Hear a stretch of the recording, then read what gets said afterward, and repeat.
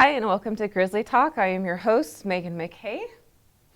And this is Grizzly Talk, tough talk for challenging topics. And I would like to let my guest introduce himself today. We are here with Gary. Would you mind saying hi to everybody? Hello everybody, my name is Gary Mitchell. I'm the Liaison Specialist at Trapper Creek Job Corps. Thank you. Would you mind telling us a little bit about what you do over at Trapper Creek? So my responsibility as a liaison specialist is I'm kind of the point of contact for the community and Job Corps. And so I'm out, trying to find work-based learning opportunities. We call it WBL for our students so they can get off center, get the experience in the local community. Also, I help with finding community events to help out. So anything nonprofit, it's fair game for us to help them out. Job Corps has been in this community for almost 60 years. So like this year, we're celebrating our 60th anniversary for Job Corps, but Trapper has been around for 68 years, or 58 years, sorry, 58 years. And so it's really neat, that the community accepts us so much. I mean, you walk through the community and you just see like stamps on the sidewalk made by Job Corps, so we've always had like a big, and so my job is to kind of bridge that communication and also, like I was saying, find job opportunities for our students. There's so much that I do behind the scenes too, paperwork and, trying to get events arranged and finding students to be involved. And so, there's my job is always ever evolving. So, but it's kind of a newer position that they came up with about 2-3 years ago. So it's a challenging job. So, kind of like doing everything. Yes, pretty much. Is that in your job description? Yeah, and it's so funny because I'll be in the community and people will be like, "Oh, are you in charge of Job Corps?" And I'm like, "No, I'm not in charge of Trapper. No, I'm just kind of like the point of contact." But I get that a lot. Nice. I didn't completely understand how involved and how much Job Corps does for our community until I started working there myself. And that integration is, especially with the students that Job Corps serves, is so important in building community. And I always talk about mental health and how important that is with building those contacts and those safe connections in order to thrive. So it's really kind of a necessary service that you're doing. Absolutely, and it helps the students kind of thrive because, you got your extroverted students and your introverted students, and so getting them out in the community and then they're involved and doing things, and it's kind of getting them out of their comfort zone, and so then you get to see a different side of them, then they're like really thriving on all that. So it's really neat to see them kind of like step up, and then they're always afterwards going, "Wow, that was a lot of fun. I've never done that before." And so, and also we want to encourage them to kind of, when they move on and start their career and their life, that they give into their community as well one day. So, what's the word for that? And giving back. It's not patronize. It's anyways. That's excellent. What is the usual path for, let's say, a student entering into Job Corps? Okay, so in order to do the Job Corps program, let's kind of back up to the very beginning. So when Job Corps was created, it was kind of like a war on poverty. So they wanted to help the low-income students be able to find an opportunity to get a high-paying job and get the skills that they need. And some of them that come may have a high school diploma already or might not. And maybe high school was not the place that they needed to be. Maybe that's, they struggled, or they're like hands-on, and maybe the school system really didn't help their type of learning. And so, with our program, we do a week 1, week 2 schedule. So, 1 week they're doing education, next week they're doing trade. And so they're not like spinning their wheels until they get done with education. That's where a lot of them kind of lose that. But it's for ages 16 to 24 years old. So they got to be enrolled by their 25th birthday. And so, we work with those students. So like I said, whether they have a high school diploma or even if they have their driver's license. So if they don't have their driver's license, we also provide that and give them an opportunity.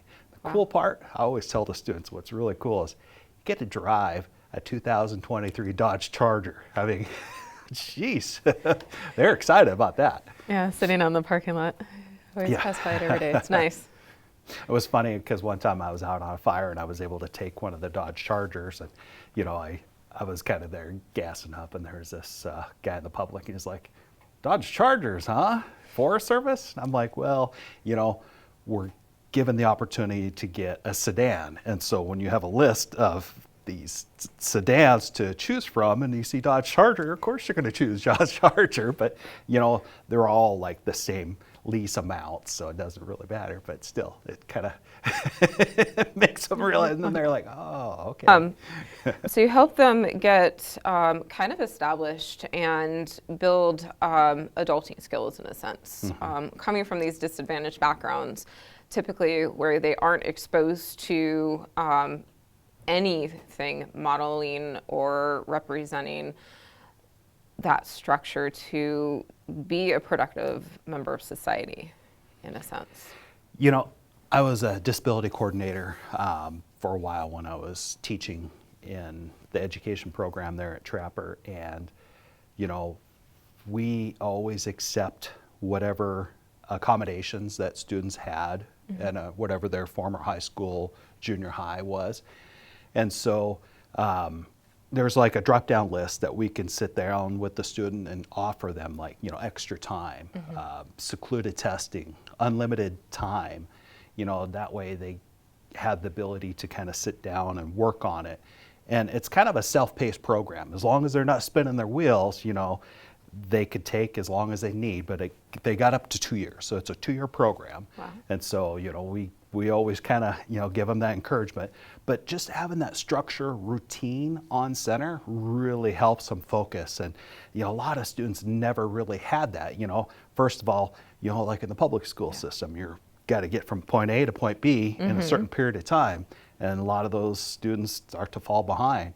And with us, hey, from point A to point B, you got 2 years, got some time, so we always do 60-day ESPs. ESP stands for Evaluation of Student Performance.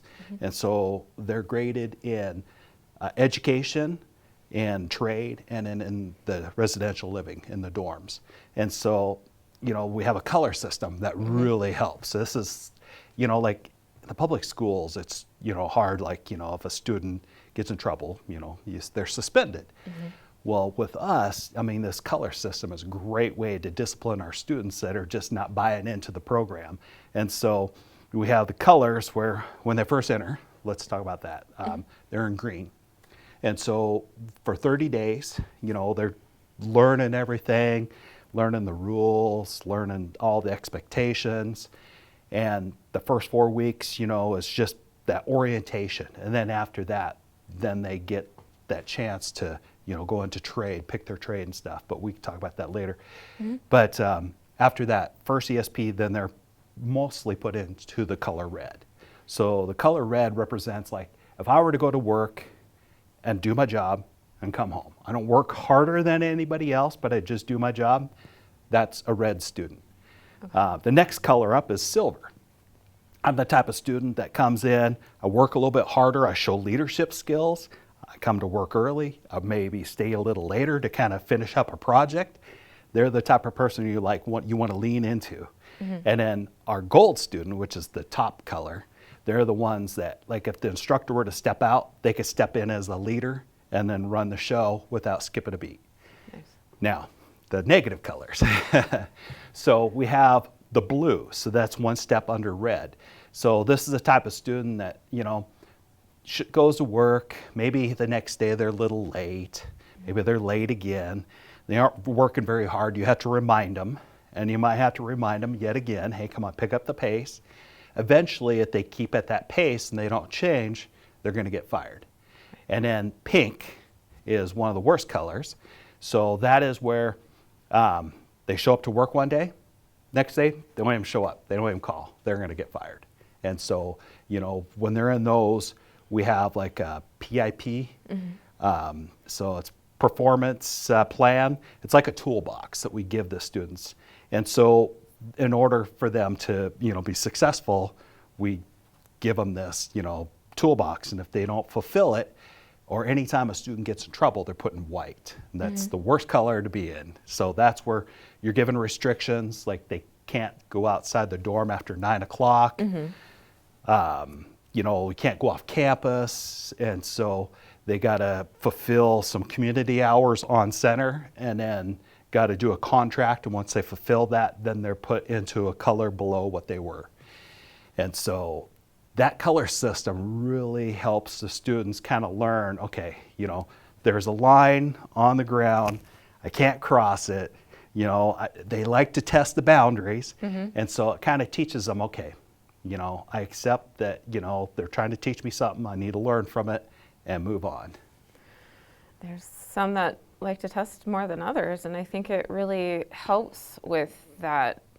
Like, that boundary setting is so important because you have to be able to have that. Some people go through life without ever having those boundaries taught, and it's not in a degrading manner or anything. No, but it's just something that they probably grew up, like mom and dad might not have been as, they might have been too relaxed with them, and then they were just so loud, or maybe mom and dad weren't around, and so, it's just, they never had those boundaries. And so now that structure routine really helps them kind of grow up.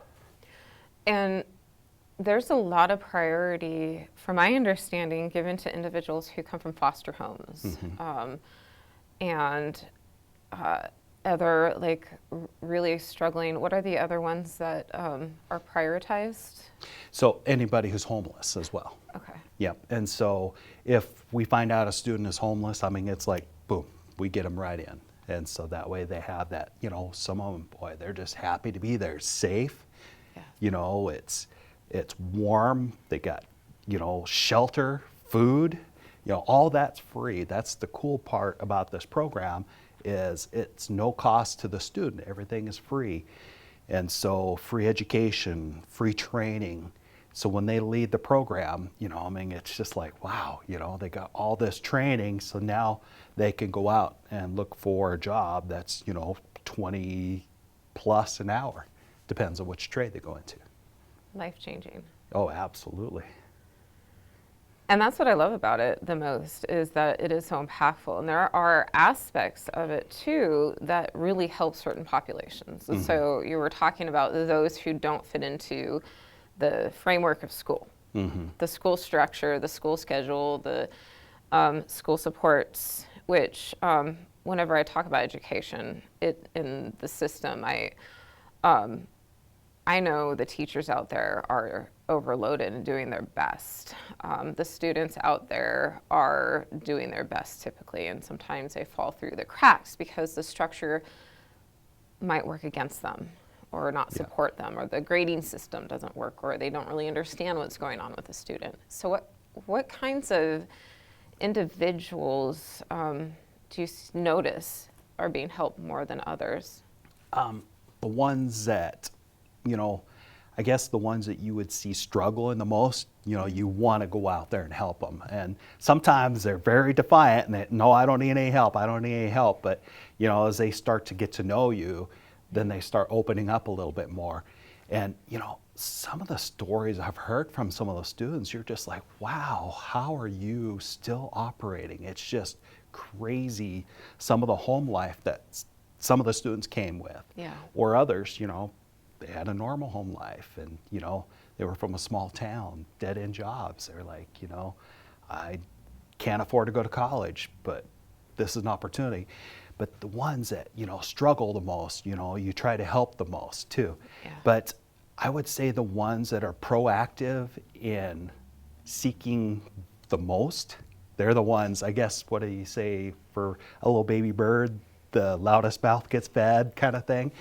But, you know, some, you know, you just got to be careful. Some students that are so quiet, you almost forget about, and you got to remember, well, wait a minute, I noticed that person was standing back there. We got to get them involved. And, you know, but some students, they open up to the right person. And so, you know, that's the whole thing, is just finding that right person to help them out. Might be the only pillar of resiliency that they form, because it's not comfortable to talk to anybody about those Yeah. things in their life usually. And, So. you know, with our Job Corps program, everything we base our program on is culture. And so it's a student-ran culture. So we always tell the students, hey, we're here to manage you guys, but this is your home. You know, you guys create the culture. If you want this bad behavior to continue, hey, don't do anything about it. But if you want that behavior to change in somebody in your dorm that's, you know, that's toxic, you guys need to address this. And we kind of give them the skills. And I remember when I was a dorm staff, when I first started at the program, and, you know, we had a student that was, you know, being a little defiant and just wasn't following the rules. And so I was going to sit down and kind of talk to the student, but I know, like, sometimes they just, you know, adult starts talking, I'm going to shut down. And so then you get their peers. And so I get my leaders on them. Oh my gosh, I'm like, I had to tone them down because they're just like ripping into this kid. I'm like, okay, I think he's got the point. But it's really great because they respond better to their own peers than they would to, you know, the adults trying to, I mean, they're young adults, but, you know, just the staff, you know, they just, some of them just had that defiance with staff. Oh yeah, that's a very common trauma response, actually. The "don't tell me what to do, you're not a parent," Yep. you know, type Yep. response, and rebel against authority. I think the dorm staff position I would make up would be the toughest. Yes. But at the same time, like, I enjoyed it because, you know, once you get to talking to them, you know, like some students will come in and talk to you and really open up, and then you're just like, wow, I did not know that about you. That, wow. You know, and others, you know, you really, really have to sit there and dig and try to find out. You know, and I'll go outside, walk with them, and just kind of talk, kind of like some of our counselors do. And so you are basically like a counselor to those students, and a lot of them, you know, look up to you. You know, you kind of become like a big brother, you know, or they're just like, man, you know, that was great advice. I took from what we were talking about. And it helped me in, you know, like the situation later on. And, you know, and I love that. Like, my favorite is when the students reach out after Job Corps. And then they just kind of tell me, hey, check this out. I got, you know, married, I got a kid, and, you know, got a great job. And it's just, I love that. That's probably the most rewarding part, is when you get to hear from them afterwards, you know, or the ones that, you know, struggle, and all of a sudden you just see that light come on, and all of a sudden they're like, I get it. I'm buying into it now. And then when they graduate, you know, that's the best part, is they just look, you know, like, oh my gosh, I went from here to here. And just that success, they've never had that success. Yeah. You know, for some of them, they were always told that, you know, you'll never amount to anything. And, you know, just, or maybe they felt like it throughout their time, you know, growing up. But when they see that success, some of them are scared of it. Others just thrive. They're just like, oh my gosh, look where I've come. Had many a conversation about the fears and stuff of that success, but it is beautiful to hear the post-graduation stories. I'd imagine I always love hearing from my clients whenever we're done. At least that was in my past life with individual practice, but it helps you to know that you made a difference somehow. Yep. And, you know, like, I was in the public school system. I taught at Darby School. I was a K through 6 PE teacher. And, you know, there was like, you know, 3 or 4 students that I had from there, and then they came over to Trapper. And it was just so cool. It's like, wait a minute, I remember you. You were, you know. And so it was just really cool. And, like, one of them I still stay in touch with. You know, he's just one of my favorites, you know, and he he was just a great kid, and I'm glad he came to Trapper. He learned some skills. He's doing really well in the community, but married, and yeah, it's just really neat to see that. And it's just like, oh man, that's so cool. And so,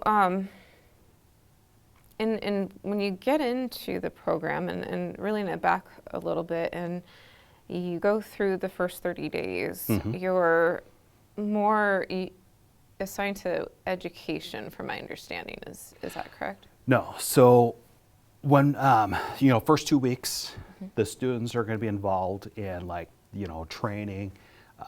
We got to do blood draw, doctor exam. The counselors talk to them.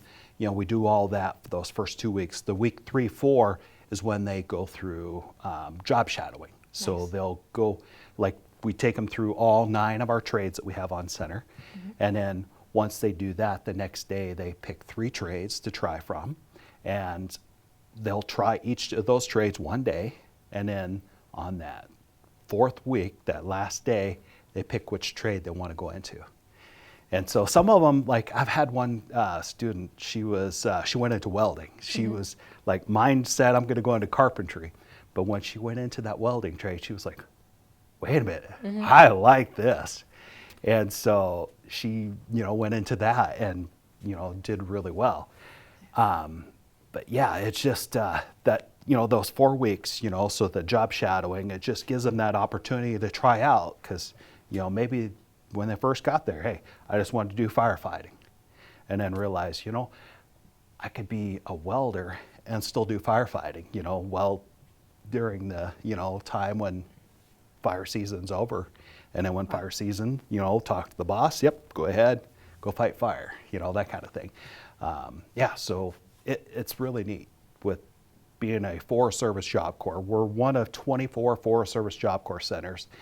And so the students get that opportunity to make money doing fire, either as a firefighter or go out as a camp crew. And so it's really nice to allow them to have that opportunity because when a student comes into the program, if they do not have a high school diploma, when they graduate, they're given about $1,200 minus taxes. So when they graduate, complete, here's $1,200, half of up front, later they get the rest.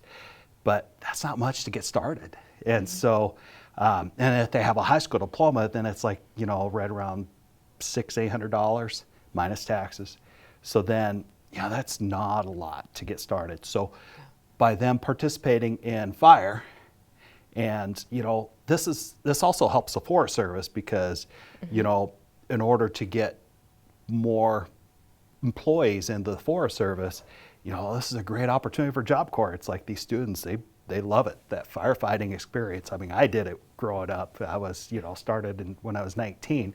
I was a firefighter, to help pay for my college. But, they get that opportunity to become a permanent employee in the Forest Service. So each student that does fire gets a PLC, Public Land Corps certificate, which is a way to kind of apply as a permanent status. And so it's kind of like, a return on investment for the Forest Service having the Job Corps tied in with them. And plus all the things that they get to do on center, because like I was talking about the work-based learning. So they can go off center, either work for the Forest Service, we'll do trail cleaning. There's opportunities for them to pay us. We'll do some projects where, you don't always get paid, but, they'll get the experience. So we do lock gates for the Forest Service. So, we cut it, build it from scratch. They give us the design. The students learn how to read a blueprint and build that. We do kiosks for the Forest Service. So all that stuff saves them thousands of dollars so they don't have to contract it out. And then we help them build that, and it's a great experience. So they provide the material and we build it and send it back to them. And it's such a wonderful introduction to multiple, because I don't really know any other facility or area or organization where they would be able to have that experience with something like the differences between welding and forestry or firefighting. Yep. And, the other thing I'll bring up about fire is, the Bitterroot National Forest, of course, we're a part of. We've always had a great partnership with the forest. And so on our center, we have Bitterroot National Forest firefighting employees who are based at our center. And so it all started with two guys. I'll have to call them out, Justin Abbey and Danny Atkinson, legends. They started the whole fire program. And I think it kind of started it for the whole Forest Service Job Corps in general, that they were like riding a little bus, and unloading, the 20 students. All right, guys, come on, let's go fight some fire, Wow. To now there's like a fleet of vehicles. We have our own engine. And so those National Forest employees, they work with our students. So like I was saying, students could be in any trade. They could be a culinary and do firefighting. So they'll go out and they call them militia. And so those students go out, like from the very beginning till the end of the summer, some of our students made $30,000 this year on fire. Our advanced fire students, so I was talking about 9 trades, we should probably talk about those too, but our 9th trade is our advanced fire. So in order to be in the advanced fire program, they had to graduate from another Job Corps, apply to our advanced fire program. Those guys are going to be making close to $50,000 because they came in earlier this year. Wow. And so they had more opportunities to get out.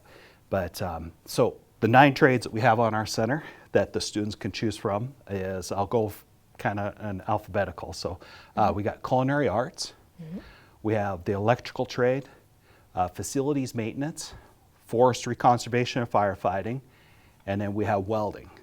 So those are all the Forest Service staff trades. And then we have 3 union trades. We have union carpentry, union masonry, and union painting. But I did forget the advanced fire. But our students can't participate in advanced fire until they graduate. But that's another one of the Forest Service employed trades.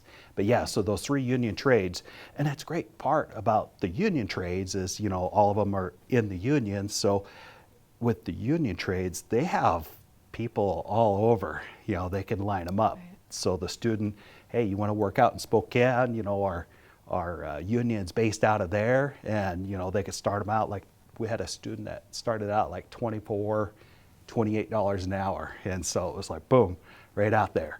Nice.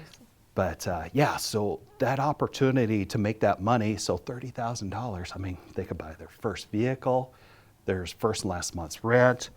They had that chance to go where the work is instead of going back home and then maybe falling into the old rut that they, tried to leave from. So that's the part that's always, so important to help them go somewhere new. It gives them governance over their own life too. Absolutely. And a sense of agency, which some people will struggle their entire lifetimes to try to get. Yeah. And they're getting it early. Yes. Yeah, I mean, for some of these students, 18, 19 years old, getting your first vehicle and then your first job, it's like kind of scary but exciting. And it's like, oh man, they're out on their own. And, the great part about Job Corps, 0 debt, so, right. You don't have college where you leave and you're like, man, I'm like $30,000 in the hole. What do I do? It's 0 experience. Yeah. Just, you have a degree. Whereas these guys, they get a certification at a trade, because one of the old stigmatism we used to have is like, Job Corps was for the bad kids, That's where you would send the bad kids. It was, court mandated, you go to Job Corps or you go to jail. And so students are like, Job Corps. But now it's like we get students, from all areas, whether, they struggle to learn in high school or, like I was saying, come from a small town, dead-end jobs. It's like, what are my options? Well, here's free training, certified, and then when you leave, you could be making 20 plus an hour at wherever you go into. Yeah. So, and I should probably talk about like the 5 areas that students can go into while they're at Job Corps. So they could pursue an apprenticeship. So like I was talking about our 3 union trades. So for like, carpentry, they got to be an apprentice for, 4 years before they become a journeyman.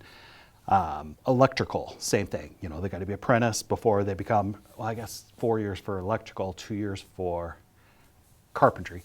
But same thing with masonry and painting. You got to do that 2 years apprenticeship and then become a journeyman. So Nice. there's the internship or apprenticeship.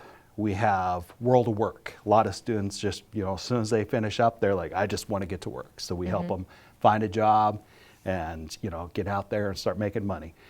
There's also advanced training. So there's other Job Corps like us that have advanced training.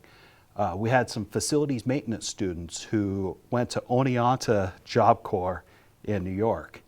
And 2 of them went into drone training, and then 1 went into overhead lineman. What is that? So, like Oh, lineman. climbing up, the Yeah. telephone poles. And then I guess when he got there, he probably climbed up that telephone and he was like, nope, nope, nope. So then there was the opportunity to do underground residential distribution. So, laying the cables in the ground and stuff. And so 2 of our other students went into that. So while they're there, enrolled there, they also tell them, hey, if there's these other trades you want to do, you could pursue that. So like those guys, when they got done with drone, they can go on and do, residential or, lineman school. But, but yeah, so they choose that apprenticeship or advanced training. And then, let's see, we got World of Work, apprenticeship, advanced training, and then, military. They can go into the military as well. So some students come in, they're like, yeah, I just, I want to go into the Army. And so, we always have, Army, Navy, Air Force, Marines, Coast Guard, they all come out and, talk to our students. Cool. And we give them the opportunity to take the ASVAB test for free. And so then they can be able to score high enough so that way, they got options for the military. Wow. So, yeah, so there's, different pathways for our students to come into the Job Corps program and come out successful. That's a whole lot of opportunity all in one center. And so, in going back to in the beginning, in that part where you were talking about the first 2 weeks, they are involved in the medical, which is provided for free, right? So Yes. these services of medical, dental, mental health, basic care, all of that stuff is wrapped into it, which Yes. you can't find that anywhere else these days. And, like we can only help them to a certain point. Right. There are some students where we had to do what we call MSWR, medical separation with reinstatement. And so, they get there and they're still struggling from whatever, background they had. They had that opportunity to seek more professional assistance. And then once they fulfill that, then they're like, okay, I feel like I'm in a better place to come back and, and continue their training. So they had that opportunity. But yeah, so, we have a lot of programs after trade, or after education where they can go and, be in a group and talk about different things. I know you probably know a lot of those programs that they have. Yeah. But, it just gives them that opportunity to be able to open up and, be able to experience with others. I always talk of Job Corps like, Rudolph the Red-Nosed Reindeer, the island of the misfit toys. Where, they were never accepted where they came from, but at Trapper, at the Job Corps, they're just, everybody's different, but everybody accepts you for who you are. That, I think, is the most beautiful part of it. And I think that attracts really a lot of individuals who need that in terms of the acceptance and belonging that they never got in life. They were always forced to mask and adapt to everybody else. That misfits analogy is very, it's like you belong but you don't belong, and that's not quite right. But everybody accepts you for who you are. That's the cool part. I had a female who was in the office administration trade before we had the advanced fire. And I remember she kind of came in, and I was just like, man, you've always been just outgoing, happy-go-lucky person. She goes, well, I always wasn't like that. She goes, you know, I was kind of mean and just hated the world. And she goes, when I got to Job Corps, I was like, you know what? I'm going to change myself. I'm going to be what I always wanted to be. Because, you know, like when they came from where they were, everybody kind of had them labeled for what they were. But coming to Job Corps, then you could be like, reinvent yourself. I want to be better. I want to be like this. And so that's really cool to hear a story like that. I am very vocal about the importance of needing that in life to thrive. And there's a lot of people out there who are merely existing and getting by and masking just to fit in and get along and do what they do, but miserable on the inside, like that woman that you were talking about. Yeah. And that's not thriving or living in any manner. Yeah. And so having that culture and that environment, that ability to do that is so rare. And it will contribute to the students as well as the staff building a better foundation for the rest of their lives, better mental health and stuff. Yep. You know, the other thing that's great about our center is, you know, we're kind of way back in the woods, you know, so we're tucked away. And so it, you know, like some centers, you know, it's fenced in, almost kind of has like that prison kind of feel to it, you know, which is no good. But, you know, us, we're off campus, you know, you're out in the woods and, you know, just that openness. I think, you know, we have probably one of the most beautiful campus because, you know, we have a great facilities maintenance trade, but, you know, it's just such a beautiful campus. And I know like whenever we have guests, they're always talking about how beautiful our center is, you know, and just having that there, I mean, the students just kind of had that sense of pride. Especially you should see like those facility maintenance students. If they see somebody walking on the grass, they're like, hey, I just mowed that, get off the grass. You know, they have that sense of pride. Yeah. And so it's just really neat to see that, you know, they probably never had that before. You know, some students probably came from home, you know, couch potatoes, you know, playing video games. And it was like, you know, now they have like this purpose. I was So- kind of yelled at for walking on the grass one time. So I used the sidewalk. It's like, sorry, didn't know. Yep. So especially like what, you know, like when I was teaching, one of the classes I was teaching was, you know, since I had a health and physical education PE background, you know, I did like this fitness, and so we would have, you know, football or, you know, frisbee golf or frisbee football out on the grass, and I know that trade instructor is probably like, you know, but it's like, but that's the kind of stuff the students kind of need, you know, to kind of get out there and have fun, but, you know, but yeah, it's just that sense of pride. Yeah. And the campus itself, I like alone and trying to think the right word for it, just every day that I go out there and go to work, very grateful for. Like, it is therapeutic in itself, just being there in the middle of nowhere. I always joke about, you know, I could be happy living up in the woods on a mountain for 6 months and being friends with the bears, and it literally is like that. You're like, river here, bears up there, and there's Job Corps. Yeah, we're tucked right at the toe of the mountain. But I always say my favorite sound when I'm walking on campus especially, so we have the ponderosa pine all throughout the center. The sound of the wind blowing through the ponderosa pine is just the best sound. It just, it's so calming. It's just, you know, like you were saying, just makes you feel at ease there. Yeah. And just watching the due course of nature as the seasons changed too, as we went from fall into winter and seeing all the difference in the landscaping and everything. Yep. So in terms of after the first parts where they shadow everybody and pick their trade, then do they just spend the remainder of their time enhancing that? I remember we were talking about that. So, so when we do that week 4, so we have a management team that all get together. So all the trade instructors, a couple of managers come in, and so we interview the students. So they'll come in, say their name, how old they are, where they're from, what brought them to Trapper. And then, we'll ask them what 3 trades they shadowed. And then once they pick their trade, they go over and they shake the trade instructor's hand. It's like that sense of pride, so welcome to the family. And so then we have our WPO, or work program officer, and our academic manager in there. And so what's nice is the academic manager is looking at the schedule, because sometimes, when you start bringing in students, one week gets imbalanced over the next week.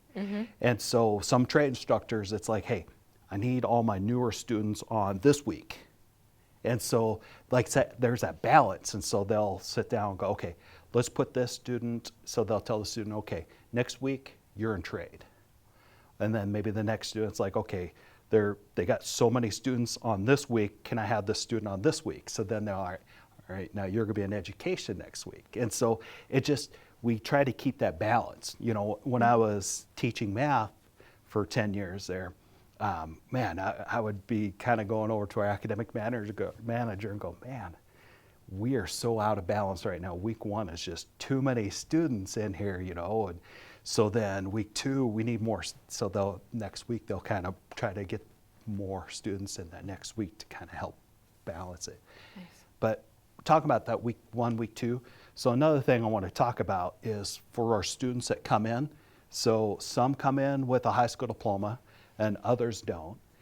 And the ones that come in with a high school diploma, basically so every student on center, let's talk about this first. Every student has to take testing for adult basic education, TABE tests. They got to test in math and reading. That's a Department of Labor requirement. Whether they have a high school diploma or not, every student has to take that. And so every 3 months, we have to retest them, or up to 3 months.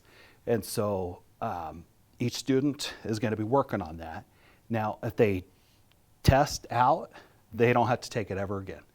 And so some students come in with, passing the reading, but not the math. And so the first 2 periods, they'll be in education, studying and preparing for the next time they take that test. And then the rest of the day, they go to trade. So we call those half days. And then the students who do not have a high school diploma, they do like a full day. So they'll be in the education that full week, but then next week, they're in full trade. So Nice. HiSET is one of the things that we test the students. So some students come in, if they're from the state of Montana, we have an agreement with Montana schools. So let's say they come in their junior, senior year, they don't finish high school from wherever they came from. We have an agreement through Montana where they can earn the credits with us and still get their high school diploma from their old high school. Wow. And we also give them the opportunity, they can go and walk with their high school group. And so that really, we've had some Bitterroot kids that, got to go and walk with their high school group, that they grew up with. And so even though they're with us, and so while enrolled with us, then also the public school can also get credit for those students being with us and then earning that high school diploma. So it kind of works out for both of us. That's amazing. Yeah, and that only works with students that come from Montana. Now, if they don't come from Montana, let's say they only went up to their freshman or sophomore year. So then what they could do is earn their high school equivalency. I mean, they could still do military. For a while, like Marines would not allow a student to come into their program unless, they had a Tier 1 high school diploma. So that's like if I graduated from Corvallis High School. So I would have, a Tier 1 high school diploma. Now, if they get it from Trapper, then it'd be a Tier 2 high school diploma. So if they have enough credits, they can get a Trapper Creek Job Corps high school diploma. So, and you could tell I say crick a lot because I'm from the Bitterroot, so I grew up with that word. It's so funny because a lot of people will say Trapper Peak, which is above us. And it's like, no, it's not Trapper Peak, it's Trapper Creek. I might be guilty of doing that too. Yeah. I think you were the one that pointed that out. Yeah. Yeah. It was like, oh yeah. Yeah, that's funny. So, but yeah, so, that's a great thing, for our students. So high school equivalency or a high school diploma, all of that, they're going to be able to get out in the working world, as long as they had that certification, that experience, it's full go for them. Nice. And so there's a lot of different pathways, and is what I'm hearing underneath this. And obviously, I have personal experience too, working there. But you give them multitudes of opportunity, as well as a all-around, wrap-around supportive environment to learn in and develop skills with all of the basic necessities provided. And so, as we were talking about, it psychologically sets them up for success and builds them up with that confidence in something that they never would have had before, and sends them out into the community doing these necessary trades. These jobs that we couldn't live without, our electricians, our plumbers, our facilities maintenance. I can't even change a light switch by myself without electrocuting, something. And so we definitely don't take those individuals for granted. But I also noticed something coming into the program, that there's a certain population that has, I don't want to say challenges, but like a certain population has autism. And it's this excellent program set up for that. Absolutely, yes, because that structure routine is exactly what they need to kind of help them thrive. Yes. And so, whenever it's chaotic and it's always ever changing, oh my gosh, it's just going to be so difficult for them. But knowing like they get from point A to point B, they could be able to like see their path and know like there isn't going to be any changes, and absolutely they thrive there, absolutely. But it depends on the level of autism too. So Right. We have some students that just the skills are too much. If it's a repetitive thing, they would do really well. We had one student that just was having a tough time in one of the trades, but then we found him an opportunity where he could just do a repetitive thing. And when he went and worked there in the local community, they loved him. They're like, oh my gosh, he's doing great. And so it's just, some of them just need that. Others, it's just. Like, that was something I didn't have any idea about going into this position, but realize it just, what's the word for it? It integrates the work that I do, as well as on the outside, as well as what's happening there with the knowledge and the supports needed, and where I can intervene in with the knowledge. And I am just fascinated and still impressed by the fact that that's so set up well for individuals with autism, because I've talked about this for years, and that there's like maybe 18 to 20% of individuals who have autism that have high school or college degrees that are completely employable, absolutely functioning adults, but still have challenges with like the social communication stuff that are not employed for that reason. And so maybe they can't interview and they don't get accepted for the job because of the interview skills. Like they'll be so concrete, and they'll just tell you exactly what they're thinking, and they don't know any other way. And having like the lack of facial expression, whatever that might look like, or they'll get in there and they'll get the job, and their social skills get in the way. And that, I think, is the most beautiful part, is there on center, you're teaching them those social skills in that accepting environment. It makes them feel like it's okay. They can unmask. They can learn. And when those defenses come down, that's when you start to see the human underneath. And that's where those areas of deficits start to really develop and grow. Because otherwise they're just walled up and cut off and in survival state in the world, because of the reaction of society to their normative behaviors. What just kind of remind me of like some of our students in the past, where when they were in high school, in their IEP, individualized educational plan, they had voc rehab in it.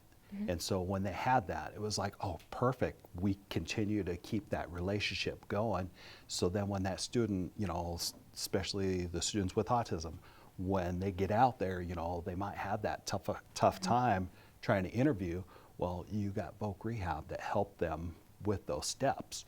And so then a lot of employers are realizing, like you look at I think Elon Musk is hiring people with autism because they're the type of people that are not going to stand around the water cooler, chatting and stuff. They're going to be like focused and get to work. A lot of those students they're just like, yep, I just want to work, and they work hard. They might not be very social with everyone else, but boy, they're going to get that work done. And they're the ones that, they're dependable. That's where I come in, trying to improve those social aspects. But and it's not just autism. I mean, there's a lot of different types of neurodivergence that is seen, like ADHD, the dyslexia, stuff like that. And so where they just kind of lose focus, but having that hands-on opportunity, that's what they need. And it's like, then they thrive. It's like, oh my gosh, I need something to build, so it just, keeps my mind from, going into places that, I'll lose focus. And so having that drive and that, sense of accomplishment, I think really helped them a lot with their disabilities when they come in. Yeah, that's something I'm very impressed by still to this day. And just yes, it is basic care, and yes, obviously the complex cases can't continue to push through the program like that, but those individuals who have functioning enough, who can get in there and start and get integrated into the system, typically do succeed in a place that they wouldn't have opportunity otherwise. Yeah. So, well, is there parts that we haven't talked about yet that you would like to mention on? I just want to thank the Bittert National Forest. They've always been a great program for us to work with. All the folks, that's the great part about, my job as the liaison specialist. So I'm kind of the point of contact. And so I'm always, working with, whether it's the Bittert National Forest or Lolo National Forest or Flathead, we've helped so many of our neighboring forests, with opportunities to help out. But, it's kind of hard because we only have so many students, and trying to get them from point A to point B is always kind of a difficult thing. But at the same time, it's like we got to help our local forest because there's plenty of work. I know one of my close friends I grew up with is an engineer for the forest, and so he's like, Gary, I have enough work for you guys to do, stuff for 4 years on the forest. And it's like, I know, but you got Lolo. It's like, hey, we got this project. Could you help us out with it? And, but the other thing we're trying to work on is finding opportunities for our students to get paid. Because, like I said, when our students graduate from the program, they don't have very much money. And so by giving them that opportunity to do some work-based learning off-center, it allows them to earn that money, so that way when they leave, they have enough money to be able to buy a car and go where the work is. It's kind of an excellent pool of job candidates. So Yeah. nice. So. Okay. Well, I think that is it for what we have today. I'm going to go ahead and wrap it up. And thank you so much for coming all the way down here. You betcha. Absolutely. Loved it. And I am Megan McCain. You are here on Grizzly Talk, Tough Talk for Challenging Topics. This is going to be the last show that I do due to time constraints. So I think everybody knows where to reach out if you want to contact me with any kind of questions. I'm always happy to facilitate the best answers I can, or get you in the direction to find those answers. All right. Happy Wednesday, everybody.